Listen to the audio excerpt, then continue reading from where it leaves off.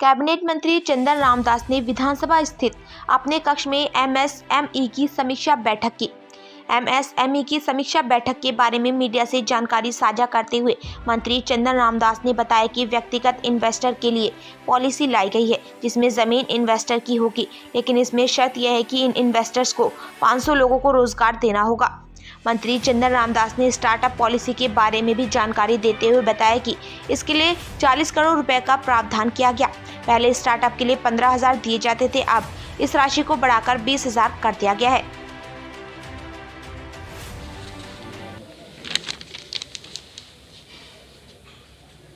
जनवरी में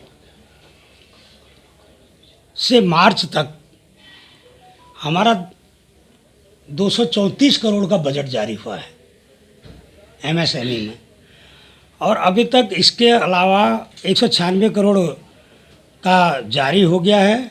उद्योग मित्र की हमारी 57 बैठकें हो गई हैं। कुछ नई योजनाएं भारत सरकार हमको दे रही है, जिसमें एक रैंप योजना आ रही है, एक जेट योजना आ रही है।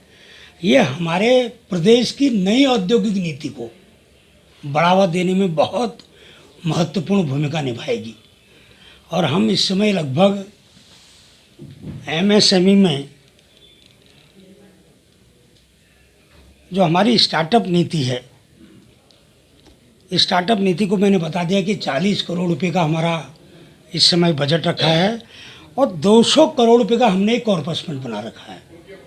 हम तत्काल अपने उद्योगों को पैसा सुलभ कराने में सिंगल विंडो सिस्टम के हिसाब से कोई कोताही नहीं बरतेंगे, ऑफिसों के चक्कर नहीं काटने देंगे, और जो भी हमारे पास इन्वेस्टर आएगा हम तत्काल उद्योग स्थापित करने के लिए हम उसके लिए प्रतिबद्ध हैं। प्रदेश में रोजगार के नए आयाम स्थापित करने के लिए जल्द ही नरेंद्र नगर और रामनगर में 2 इन्वेस्टर समिट भी होने जा रहे हैं। साथ ही मंत्री चंदन रामदास ने बताया कि इन्वेस्टर की स्थिति को देखते हुए कितना मैक्सिमम पैकेज दिया जा सकता है, ये विभागीय अधिकारियों के साथ बैठक के बाद ही तय होगा।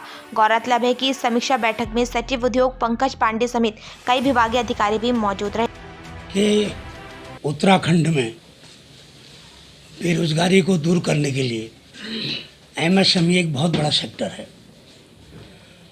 और देश की आर्थिकी में भी इसमें प्रधानमंत्री जी का, अपने मुख्यमंत्री जी का जो मुख्य विजन है वो उत्तराखंड में और देश में बेरोजगारों को रोजगार देना है। और इस बार हमारे विभाग ने बहुत महत्वपूर्ण निर्णय लिए हैं। हम 3 नई पॉलिसी लाए हैं। हम व्यक्तिगत इन्वेस्टर के लिए भी हम पॉलिसी लाए हैं। उसमें ज़मीन इन्वेस्टर की होगी और वो लगभग 200 करोड़ का इन्वेस्टमेंट करेगा और हमारे 500 लोगों को रोज़गार देगा। तो विभाग जो वो उद्योग में पैसा लगा रहा हम उसको वापस करेंगे। इसके अलावा हम स्टार्टअप पॉलिसी लाए हैं। हमने इसमें 40 करोड़ का इस बार हमने बजट रखा है। हम पहले 15,000 रुपया स्टार्टअप के लोगों को दे रहे थे, इस बार हम 20,000 रुपया उनको दे रहे हैं। इस बार हम एक नई नीति और लाए हैं। जो सिंगल यूज प्लास्टिक है, लगभग प्रदेश में 350 यूनिट हैं जो बंद हो गए थे। तो हमारे विभाग ने बहुत कड़ी मेहनत करके हम नए रोज़गार सृजन करने के लिए, और जो हमारी फैक्ट्री बंद न हो उसके लिए हम वैकल्पिक व्यवस्था के रूप में जिन प्लास्टिक पर, जिन थैलों पर, जिन प्रोडक्ट पर बैन नहीं है उसके उत्पादन के लिए हम नई नीति लाए हैं, जिसके कारण हमारे 350 उद्योग पुनर्जीवित हो जाएंगे।